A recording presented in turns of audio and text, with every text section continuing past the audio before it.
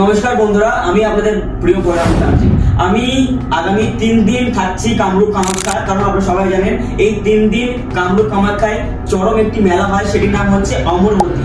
এই 3 দিন মায়ের বিদ্যুৎসারের জন্য বিভিন্ন তান্ত্রিক এবং বিভিন্ন ওঝা গুণিন অঘরী সমস্ত লোক এই কামাখ্যা যায়, কারণ তাদের সিদ্ধিটাকে আরো উপরে ওঠানোর জন্য।